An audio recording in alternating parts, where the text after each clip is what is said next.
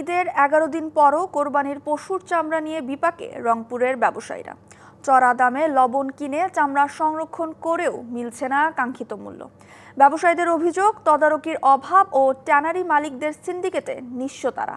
চামড়া শিল্পকে বাঁচাতে কারখানার সংখ্যা বৃদ্ধির পাশাপাশি বৈদেশিক বাজার সৃষ্টিতে সরকারকে মনোযোগী হওয়ার পরামর্শ সংশ্লিষ্টদের। কোরবানির পশুর চামড়া সরবরাহ এবছর তুলনামূলক কম রংপুরে, তবে সক্রিয় পুরনো সিন্ডিকেট। সরকারের নির্ধারিত দরেও চামড়া কিনছেন না আড়তদাররা। ঢাকার বাইরে প্রতি বর্গফুট লবণযুক্ত গরুর কাঁচা চামড়ার দর 5 টাকা বাড়িয়ে 60 টাকা নির্ধারণ করে দেয় সরকার। আর একটি চামড়ার সর্বনিম্ন দর 1150 টাকা, কিন্তু রংপুরে তা বিক্রি হয়েছে 100 থেকে সর্বোচ্চ 500 টাকায়। আর ছাগলের চামড়া 5 থেকে 10 টাকা। প্রতিবারে লস হয়, ওই সরকার রেট দেয় একটা, হয় একটা, ওই রেটটা কার্যকর হয় না, এই জন্য আমরা জনগণ মার খাইতেছি। লবণজাত চামড়া বড় ছোট চামড়া নেবে 1150 টাকা, বড় চামড়া নেবে 1350 টাকা, সে বাজার কই? আর এটা ওইটা না, কাপড় ধোয়ার একটাই সলিউশন, চাকা অল ইন ওয়ান। বকেয়া আদায় এবং সরকারের ঘোষণায় লাভের আশায় চামড়া লবণজাত করে বিপাকে ব্যবসায়ীরা।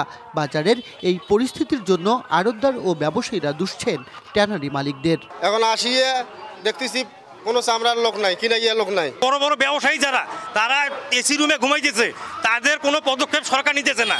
এদিকে রংপুরের বড় বড় হাটগুলোতে ভোক্তা অধিকার সংরক্ষণ অধিদপ্তর ও বিসিক তদারকি না করেই দায় চাপাচ্ছেন মধ্যস্বত্বভোগীদের উপর। সারা বাংলাদেশের চামড়াগুলি সেখানে যে কিন্তু সংরক্ষণ হবে এবং ওখানে থাকবে 2-3 মাস পর্যন্ত, থাকার পরে এটা কিন্তু দেশের বাইরে রপ্তানি হবে। এখন এই মাঝপথে কেনা বেচা হয়তো বেশি মুনাফার জন্য হয়তো এই কাজটি করা হয়। ঈদের 7 দিন পর পর্যন্ত এই মনিটরিংটা থাকবে, যে দামের বিষয় এবং চামড়াটা সংরক্ষণের বিষয়। রংপুর অঞ্চলে লবণ দিয়ে সংরক্ষিত 2,82,000 চামড়া এখনও ক্রেতার অপেক্ষায়। সুষ্ঠু বাজার ব্যবস্থা ও সরকারি তদারকি না থাকায় সবচেয়ে বেশি ক্ষতির মুখে মৌসুমি ব্যবসায়ীরা। Majed Masud, DBC news, Rangpur.